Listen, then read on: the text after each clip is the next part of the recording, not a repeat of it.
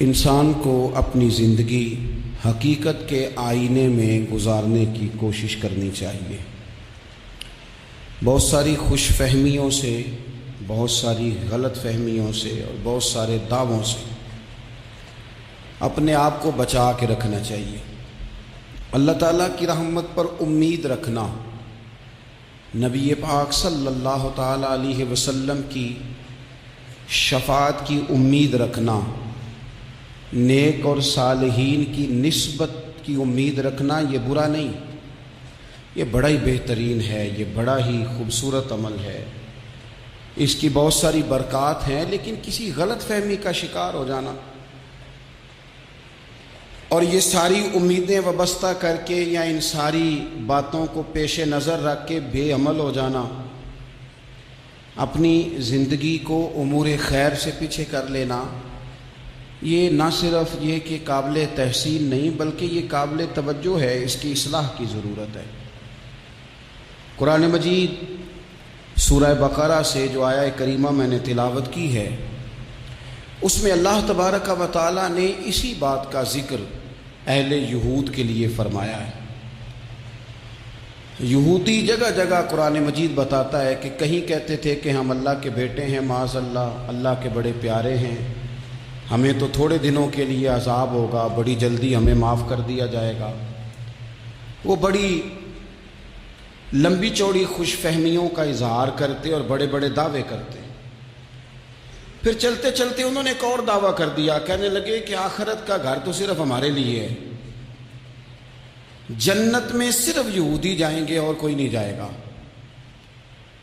اللہ تبارک و تعالیٰ نے ان کے اس دعوے کا ذکر فرمایا ہے۔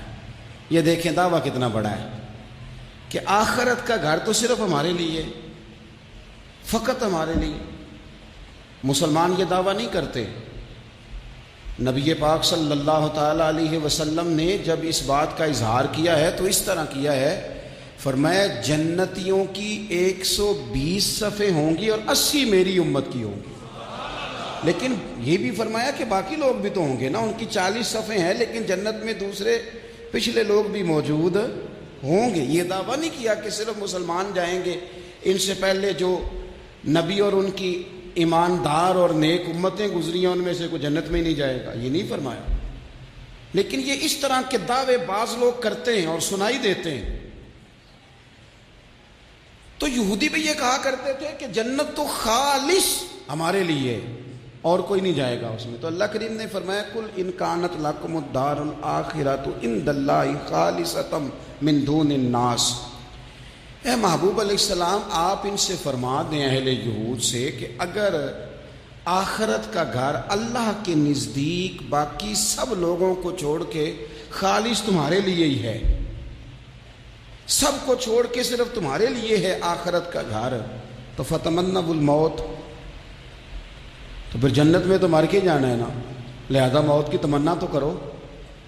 پھر کہو نا یا اللہ ہمیں موت دے تاکہ وہ جو تو نے ہمارے لیے اتنی بڑی چیز بنائی ہے ہم اس سے استفادہ کر سکیں۔ پھر تم موت کی تمنا کرو ان کنتم صادقین، اگر تم سچے ہو۔ لیکن رب فرماتا ہے وَلَن يَتَمَنَّوْهُ أَبَدًا بِمَا قَدَّمَتْ أَيْدِيهِمْ، یہ کبھی بھی موت کی تمنا نہیں کریں گے، انہیں پتہ ہے جو انہوں نے کمائی کر کے آگے بھیجی ہے۔ یہ موت کے دعوے کریں گے کہ جنت میں صرف ہم ہی جائیں گے، لیکن کبھی بھی موت کی تمنا، یہ کبھی موت کی تمنا نہیں کریں گے، اس لیے کہ انہیں پتہ ہے کہ ہم نے آخرت کے لیے کیا۔ یہ جو بہت سارے لوگ کہتے ہیں نا میری نسبت اور میری بات اور بلے بلے سارا کچھ میں ہی ہوں، تو ان سے کہو پھر سارا پیسہ کوٹھی پہ ہی لگائے جاتے ہو، پھر تو جنت تمہارا انتظار کر رہی ہے، پھر یہاں اتنے خرچے کرنے کی تمہیں کیا مشکل پڑی ہوئی۔ قرآن مجید کہتا ہے یہ کبھی بھی موت کی تمنا نہیں کریں گے، ان کو پتہ ہے جو اعمال انہوں نے کر کے بھیجے ہیں۔ واللہ علیم بالظالمین، اللہ ظالموں کو جانتا ہے، اللہ کو خبر ہے۔ میرے نبی پاک صلی اللہ تعالیٰ علیہ وسلم نے فرمایا اگر یہودی موت کی تمنا کرتے، جب ان سے کہا گیا تھا نا کہ اگر آخرت کا گھر خالص تمہارے لیے ہے تو موت کی تمنا کرو، اگر اس مقام پر وہ موت کی تمنا کرتے تو اسی وقت سارے مر جاتے، ختم ہو جاتا معاملہ۔ اگر تمنا کر لیتے تو تمنا ہی نہیں کریں گے۔ خوش فہمیوں میں مبتلا ہونا، بڑی بڑی باتیں کرنا، بڑے بڑے دعوے کرنا، بڑے بڑے تذکرے کرنا، بڑی بڑی اعلانیہ گفتگو کرنا اور اپنے ہی خیال میں بڑا کچھ بن جانا، یہ سنجیدہ لوگوں کا طریقہ نہیں۔ میں نے کچھ آستانے اپنی آنکھوں سے دیکھے ہیں، وہ کہتے ہیں جناب ہمارے حضرت کی نسبت اور حضرت ساتھ بیٹھے مسکرا رہے ہیں۔ اتنی دیدہ دلیری تو نہیں نہ ہونی چاہیے، آپ اپنے سامنے سارا کچھ اپنے آپ کو کہلوا رہے ہیں۔ شیخ ہلکا ہلکا مسکرا رہے ہیں، ان سے پوچھیں تو کہتے ہیں جی میں تو نہیں انہیں کہتا، تو آپ کہتے نہیں تو منع کیوں نہیں کرتے؟ آپ خوش فہمیوں میں، نعت خواں کھڑا ہوا ہے تو اس نے نسبت کی بات شروع کیا تو اللہ جانے وہ کدھر کا کدھر پہنچ گیا ہے۔ میں کہتا ہوں کون انکار کر رہا ہے نسبت کے فیض کا؟ کون منکر ہے؟ یہی تو باعث نجات ہے ہمارے لیے، امیدیں۔ لیکن یہ کہ خوش فہمی میں مبتلا ہو جانا اور اس طرح کے بڑے بڑے دعوے کرنا، اور پھر بہت ساری خوابیں آتی ہیں لوگوں کو اور خوابوں کی بنیادوں پر بڑا کچھ بنتا ہے۔ تو میں کہتا ہوں جناب خواب میں تو میں کہہ دوں آپ سے خواب میں کہ میں رات کا صدر بن گیا ہوں تو آپ کو کوئی اعتراض ہے؟ میں خواب میں بنا ہوں، آپ کو اس میں کیا اختلاف؟ حقیقت کی زندگی میں آئیں۔ حقیقت کی زندگی میں جتنے لوگ نیک ہیں، پرہیزگار ہیں، دعویٰ ہے غلامی کا، دعویٰ ہے نسبت کا، فلانی شے کا، تو پھر بھئی آپ نے اتنا مال کاہے کو جمع کر لیا ہے؟ پھر یہ کاریں، یہ بنگلے، یہ کوٹھیاں، یہ جائیدادیں، یہ جلسوں کی فیسیں، یہ نعتوں کی فیسیں، یہ کس لیے؟ پھر تو آخرت آپ کے لیے سجی ہوئی ہے، سنوری ہوئی ہے، پھر تو آپ اس طرف توجہ کریں۔ حقیقت پسندی کا مزاج جب تک قوموں میں نہیں آتا، قومیں اتنی دیر تک اپنی روحانی، اخلاقی اور کردار کی بلندی نہیں حاصل کر پاتی۔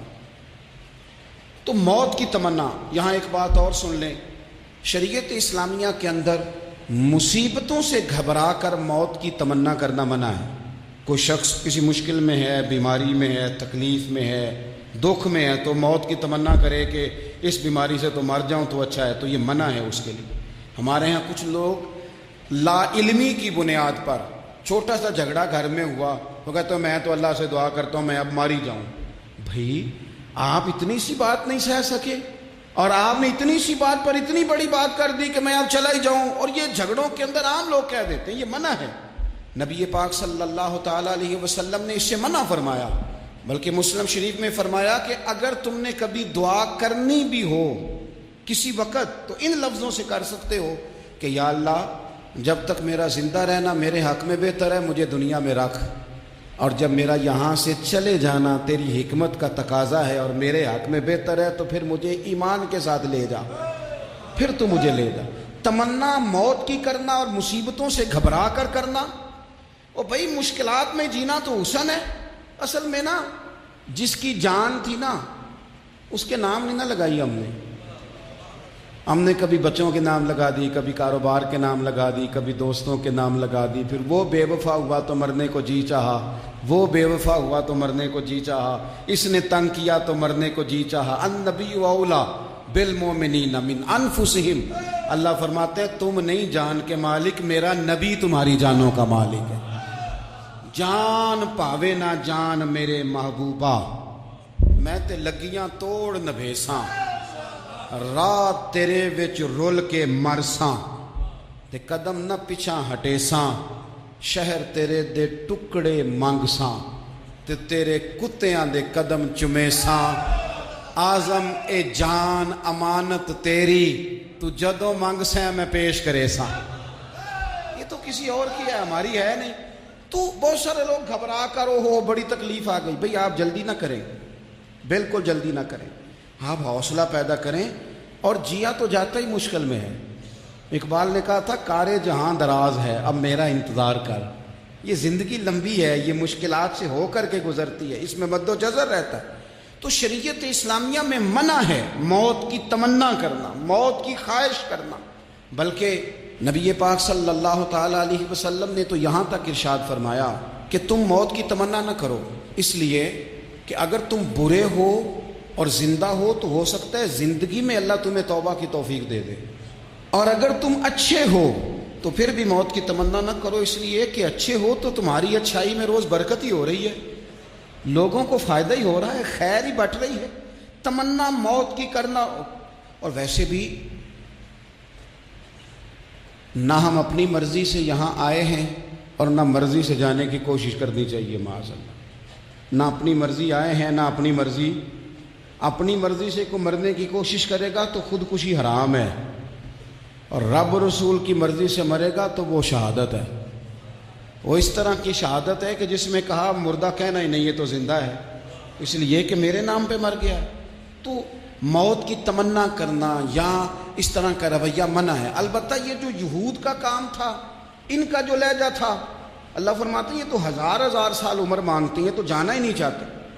کچھ لوگ لمبی عمر کے حریص ہوتے ہیں، اس کی وجہ یہ ہوتی ہے کہ آخرت کے لیے کام نہیں کیا، آخرت پر اس طرح کا یقین نہیں، اس طرح کا مزاج نہیں، دنیا داری کا مزاج بن گیا، بہت سارا مال جمع کر لیا، بڑے بنگلے بنائے، اتنی مشکل دنیا داری کٹھی کی، اب چھوڑ کے مر جائیں۔ لوگوں کا مرنے کو دل ہی نہیں کرتا، کوئی ارادہ ہی نہیں ہے، بالکل نہیں دنیا چھوڑنا چاہتے، محنت سے کٹھی کی ہے، اتنے لاؤ لشکر بنائے ہیں، اب کیسے چھوڑ جائیں۔ کچھ لوگ ایسے ہیں جنہوں نے گٹھڑی باندھ کے رکھی ہوئی ہے، ان کو زیادہ ویٹ نہیں کرنا پڑتا، اس لیے کہ انہوں نے کوئی سامان بوکی نہیں کرایا، تو جو ہے ہینڈ کیری ہے، اس لیے لوگ انتظار کرتے رہیں گے اور جناب بلال حبشی جنت میں پہنچ بھی جائیں گے۔ ابھی میزان عمل لگا ہوگا لیکن حضرت ابو ذر غفاری جنت میں ٹہلتے ہوئے نظر آ رہے ہوں۔ لوگوں نے جمع نہیں نہ کیا، جتنا مال زیادہ اتنی چیکنگ بھی اس کی زیادہ، جتنے بیگ زیادہ، ایئرپورٹ پہ اتنا انتظار بھی زیادہ۔ ہینڈ کیری والے کو کوئی مسئلہ اسی کسے دے کچھ بھی نہ لگ دے تے نہ کوئی ساڈا دردی، بھئی مال کا ہے کا تو حساب کا ہے کا۔ مولا علی شیر خدا کرم اللہ تعالی وجہہ الکریم سے کسی نے کہا ہم گنجائشیں تلاش کرتے ہیں نا، اور شریعت کی گنجائش اختیار کرنے میں حرج بھی کوئی نہیں ہوتا، شریعت گنجائش دیتی ہے، مال جائز ہو آپ کو تو آپ اس کو استعمال کریں، بڑا مکان بنائیں، بڑی جائیداد خریدیں، بڑی گاڑی میں سفر کریں، مہنگا موبائل خریدیں، اچھے کپڑے پہنے، کوئی منع نہیں کرتا۔ لیکن جو حضور کا مزاج ہے، جو سرکار نے اپنے لیے پسند کیا، وہ یہ ہے کہ سویرے روٹی کھانی ہے، شام کو فاقہ کرنا ہے۔ تو حضرت مولا علی شیر خدا کرم اللہ تعالی وجہہ الکریم سے کسی نے کہا کہ چلو جائز پیسے اکٹھے کر لیں، جائز تو جمع کرنا منع نہیں۔ تو حضرت علی کی باتیں بڑی حکمتوں والی تھی نا، تو ایک جملے میں انہوں نے کئی جواب دے دیے۔ کہنے لگے میاں مال حرام ہو تو عذاب ہوتا ہے، حلال ہو تو حساب ہوتا ہے، لہٰذا ہم دونوں کام ہی نہیں کرتے، نہ ادھر جاتے ہیں نہ ادھر جاتے ہیں۔ جمع کرنے کی حاجت کیا ہے؟ دنیا اتنی سجا لینا، اتنی سوار لینا، بڑا ٹھنڈا اے سی چلتا ہے ہمارے کمروں میں، کھلی آنکھوں سے لوگ بستر سے اٹھ نہیں پاتے، آنکھیں کھل گئی ہیں، الارم بج گیا ہے، لیکن وہ بہت مزے کی پسند کی روٹی رات کھائی تھی، اپنی مرضی کا کھانا کھایا تھا، پیٹ بھر کے کھایا تھا، مرضی کے مشروبات پیے تھے، ٹھنڈے کمرے میں آرام ہے، کھل گئی ہے آنکھ، موٹے الارم نے آواز دیا اٹھو، لیکن یہ غفلت ہے نا، دنیا جمع کر لی ہے نا ساری۔ میں آپ کو صحیح بتاتا ہوں، اگر یہ ساری آسانیاں نہ ہوں، دقتیں ہوں، تو کچھ رات کو ہمیں تھوڑا پسینہ بھی آئے تو بار بار آنکھ کھلے، یہ مچھر کبھی نہ سونے دے تو بار بار آنکھ کھلے، یہ تن آرام پسند نہ ہو تو کچھ اٹھیں، کچھ رات کو گرمیوں کی چھوٹی راتوں میں بھی تہجد پڑھی جا سکے۔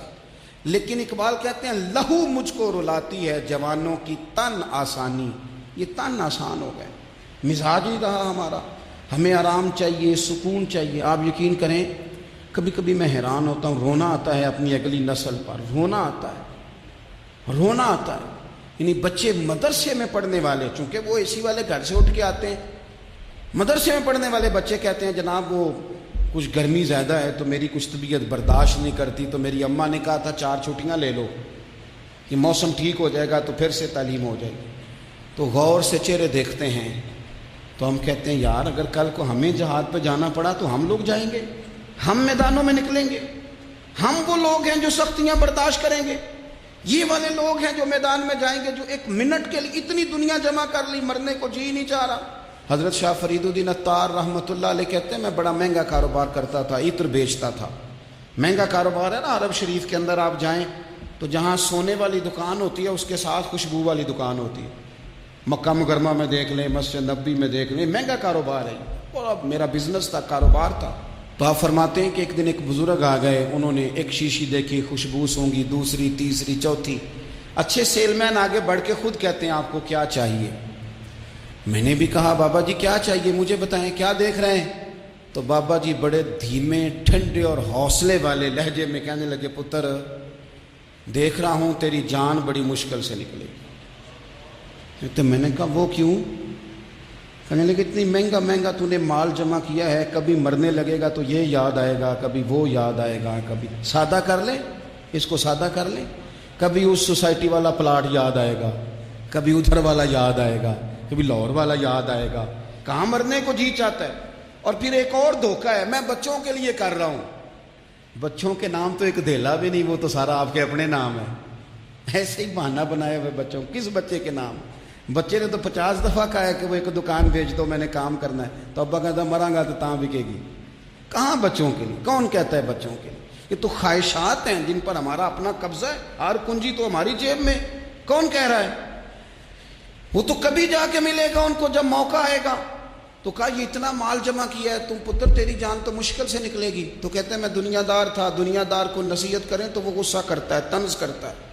کہتے مجھے غصہ آیا تو میں نے جھٹ سے کہا, لوگ کہتے نہیں تم اپنی قبریں جانا ہے, تو میں اپنی کہتے میں نے جھٹ سے کہا, میں نے کہا بابا میری جان تو مشکل سے نکلے گی تو تیری کیسے نکلے گی؟ تو کہتے ہیں بابا جی کہنے لگے پتر ادھر آنا ذرا. تو میں کاؤنٹر کے اوپر سے ہو کے بابا جی کے پاس آیا. وہ میری دکان کے فرش پہ لیٹے, کعبے کو منہ کیا, کلمہ پڑھا اور ان کی روح پرواز کر گئی. عرش فرشتے بانگاں ملیاں, مکے پہ گیا شور, بلے شاہ اسی نہیں مرنا, اے تے مر گیا ہی کوئی ہور, نالے وارث شاہ وہ کدوں مر دے جنہ کیتیاں نیک کمائیاں نے. کہا یہ دیکھ لو مر گئے, بس اتنی کام تھا, تیاری ہے. امام غزالی کا آخری وقت تھا نا, تو انہوں نے وضو کیا, غسل کیا, خوشبو لگائی, اپنے ہاتھوں سے چادر بچھائی, پھر تکیہ رکھا, پھر لیٹے, پھر حضور پہ درود پڑھا, اور پھر کہنے لگے رب اگر تیری مرضی ہے تو غزالی بھی تیرا تیار ہے. بس یہ جملے زبان پہ تھے اور روح پرواز کر گئی. موت کو سمجھے ہیں غافل اختتام زندگی, یہ ہے شام میں زندگی, پھر صبح دوام میں زندگی. عزیز بھائیوں, ہم نے نا بڑی آسائشیں جمع کر لی, بڑا کچھ اپنی عقل کے زور پر ہم نے اکٹھا کر لیا. نہیں ہمارا پروگرام. کسی سے پوچھ لیں صحت کیسی ہے, تو عمر اگر اس کی بڑی اوپر بھی چلی جا رہی ہو, اب تو خیر سالگرہ میں آنے کا رواج ہر جگہ آ گیا ہے, ہم سے بھی لوگ پوچھتے ہیں کہ آپ بتائیں آپ کس تاریخ کو پیدا ہوئے تھے. تو میں کہتا ہوں کوئی کارنامہ سر انجام دے لینے دو, پھر بتا دیں گے. ابھی تو کچھ کر نہیں سکے, کچھ بتائیں گے تو کچھ دن بھی منا لیں گے. ابھی تو لگتا ہے کہ بڑا وقت ضائع ہو گیا ہم سے. تو عزیز بھائی, کوئی نہیں کہتا کہ اب ٹائم آ گیا ہے, شوگر ہو گئی ہے, بلڈ پریشر ہو گیا ہے, طبیعت خراب رہتی ہے, فلانا مسئلہ ہو گیا ہے. تو تمنا موت اور موت کا ڈر اور نہ مرنے کا ارادہ اور دنیا سے دل کو لگا کے رکھنا اور ہر وقت جینے کی خواہش پیدا کرنا اور ہر وقت حالمی مزید کی دوڑ میں رہنا, وہ لوگ اس لیے تیار رہتے تھے, دعائیں مانگتے تھے شہادت کی, کہ انہوں نے نا دنیا بنائی نہیں تھی. حضرت عمر نے تو دوسرا کرتا نہیں پہنا ساری زندگی.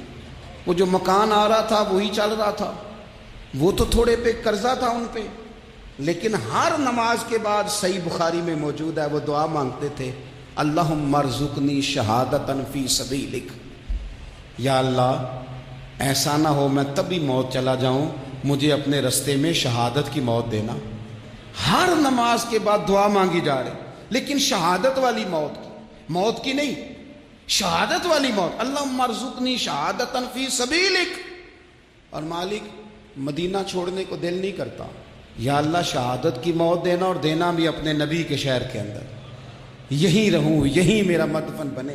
اللہ نے انہیں موقع دیا. آپ دیکھیں نا, ان لوگوں کا دل کرتا تھا. حضرت خالد بن ولید رضی اللہ تعالیٰ عنہ ساری زندگی میدان میں گزاری, پورے جسم میں 1 انچ جگہ باقی نہیں تھی جہاں زخم نہ ہو, ساری زندگی میدان میں رہے, لیکن آخری وقت روتے تھے, فرماتے تھے اس کی بے نیازی دیکھو, میں شہادت کے لیے میدان میں رہا لیکن شہادت میرا مقدر ہی نہیں تھی. اور پھر آخری وقت بھی فرمایا میرا گھوڑا, میرے کپڑے, میری زرہ, میری تلوار یہ کسی مجاہد کو دے دینا.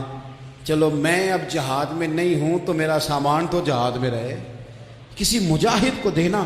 ان لوگوں نے جتنی محنت کی نا مرنے کے بعد کے لیے کی، مرنے کے بعد کے لیے زندگی کا جو دوسرا پل ہے اس کے لیے کوشش کی، وہاں انہوں نے صدقات جمع کرائے، خیرات جمع کرائے، عبادات جمع کرائیں، حسن اخلاق جمع کرایا، اچھا سلوک جمع کرایا، انہوں نے آخرت کے بینک میں ڈھیروں مال جمع کرایا، وہاں ان کے مکان بک ہوئے، جنت میں ان کے نام کی بڑی بڑی جگہیں اللہ تبارک و تعالیٰ کے فضل سے طے کی گئیں، تو پھر انہیں وہاں جانے میں کوئی دشواری بھی نہیں تھی، انہیں کوئی مشکل نہیں تھی، وہ تیار تھے، لیکن چونکہ ساری محنت ہی دنیا کے لیے ہے، وہ جو خاص ایک آخرت پر مسلمان کا ایمان اور یقین اور تیقن تھا اس طرف ہمارا مزاج نہیں۔ آپ دیکھیے حضرت ملک الموت اسرائیل علیہ السلام نا حضرت ابراہیم علیہ السلام کی روح قبض کرنے کے لیے حاضر ہوئے، تو کہا جناب چلیے آپ کی روح لینے آیا ہوں، تو حضرت ابراہیم علیہ السلام فرمانے لگے اسرائیل، یہ قاضی ثناء اللہ صاحب پانی پتی رحمۃ اللہ علیہ نے اس کو تفسیر مظہری میں لکھا ہے، حضرت ابراہیم خلیل اللہ علیہ السلام فرمانے لگے اسرائیل کیا کوئی خلیل بھی اپنے خلیل کی روح قبض کرتا ہے؟ واتخذ اللہ ابراہیم خلیلا، اللہ نے تو مجھے دوست بنایا، دوست ہو کے دوست کی روح قبض کرنے جا رہا ہے۔ حضرت اسرائیل نے ارادہ چھوڑا اور حضرت ابراہیم کا وہ جملہ لے کے رب کی بارگاہ میں حاضر ہوئے، عرض کی مالک جناب ابراہیم علیہ السلام نے فرمایا ہے کہ اللہ کی بارگاہ میں عرض کرو کہ مالک کیا کوئی خلیل بھی اپنے خلیل کی روح قبض کرتا ہے؟ تو رب کریم نے فرمایا اب میرا بھی پیغام جا کے جناب ابراہیم کو دے دو، ان سے جا کے کہو رب فرماتا ہے کیا کوئی خلیل بھی اپنے خلیل کی ملاقات کو ناپسند کرتا ہے؟ آپ کو تو ملنے کو بلا رہے ہیں، موت تو ایک پل ہے، یہاں سے گزریں گے تو جا کے محبوب سے ملیں گے، تو کیا کوئی خلیل بھی ناپسند کرتا ہے کہ وہ اپنے خلیل سے ملاقات نہ کرے؟ حضرت سیدنا اسرائیل علیہ السلام پیغام لے کے آئے اور کہا ہے اللہ کے خلیل رب فرماتا ہے کیا خلیل بھی خلیل کی ملاقات کو؟ تو حضرت ابراہیم تو کھول کے روئے، کہنے لگے اب دیر نہ کر، اب ذرا جلدی کر، اب ذرا جلدی لے جا۔ اور میرے نبی پاک صلی اللہ علیہ وسلم نے فرمایا، سیاستہ میں حدیث ہے، فرمایا تم میں سے جو رب سے ملنے کو پسند کرتا ہے نا، جو اللہ سے ملنے کا شوق رکھتا ہے نا، اللہ بھی اس کی ملاقات کو پسند فرماتا ہے۔ تم میں سے جو رب سے ملنے کا شوق رکھتا ہے، اقبال کیا کہتے ہیں؟ کہتے ہیں تیرے عشق کی انتہا چاہتا ہوں، تو میری سادگی دیکھ میں کیا چاہتا ہوں، میرا ذرا سا تو دل ہے مگر شوق اتنا، میں وہی لن ترانی سنا چاہتا ہوں، مالک میرا دل کرتا ہے میں تجھ سے کہوں رب آرینی، میں تجھے دیکھنا چاہتا ہوں اور تو مجھے کہے لن ترانی، تو نہیں دیکھ سکتا، میرا ذرا سا تو دل ہے مگر شوق اتنا، میں بھی وہی لن ترانی سنا چاہتا ہوں۔ پھر خود ہی کہنے لگے او بھری بزم میں راز کی بات کہہ دی، میں بڑا بے ادب ہوں سزا چاہتا ہوں۔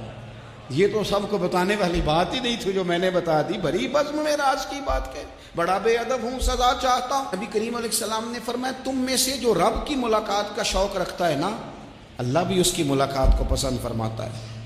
اور فرمایا تم میں سے جس کا رب سے ملنے کا شوق نہیں نا، اللہ بھی اس کی ملاقات کو پسند نہیں فرماتا۔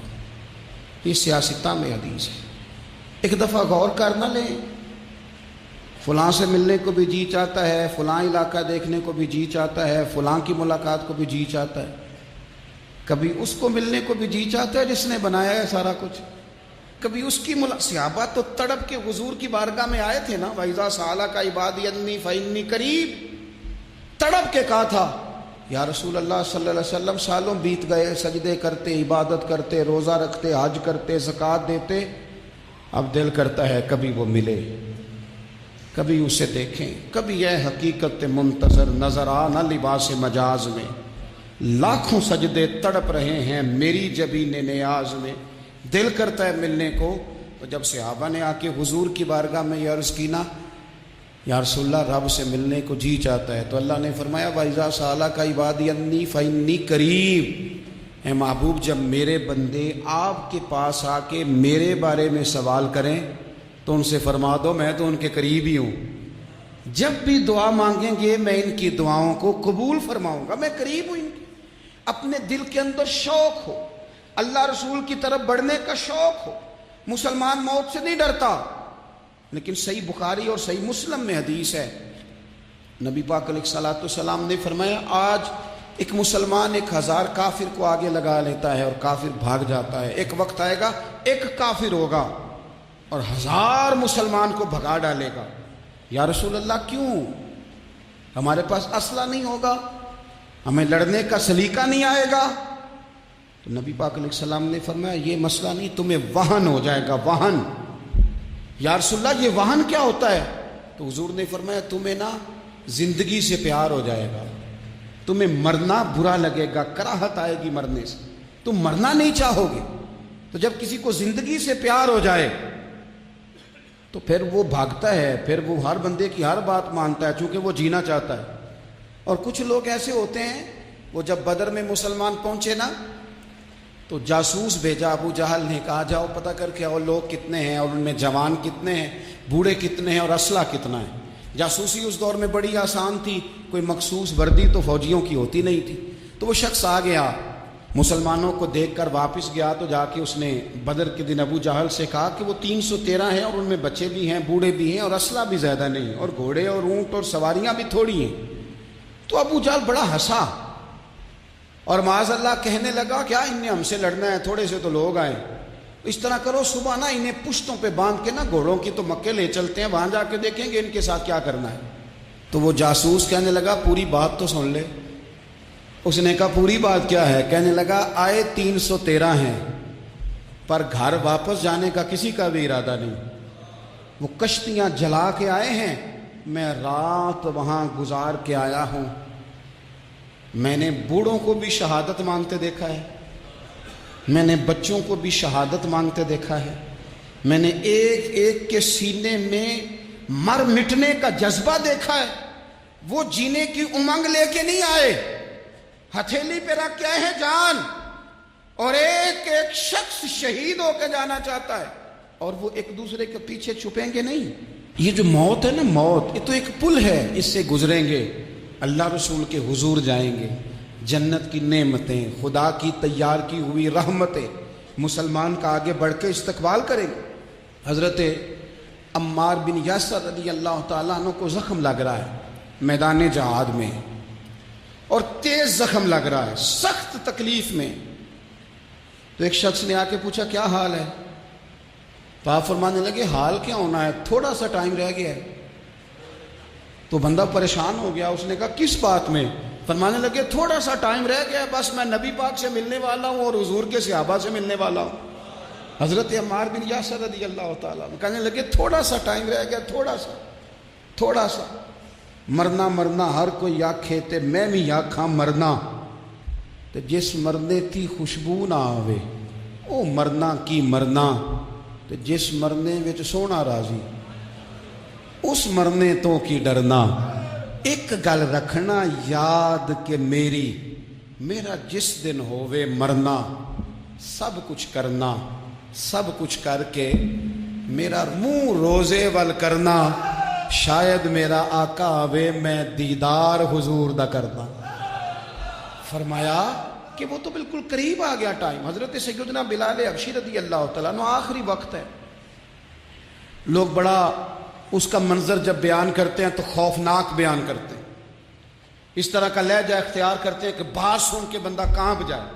سیدنا بلال حبشی رضی اللہ تعالیٰ عنہ بالکل آخری وقت ہے، جانے کا ٹائم۔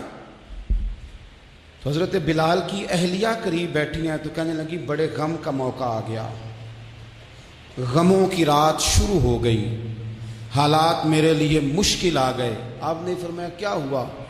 کہنے لگی آپ جا رہے ہیں؟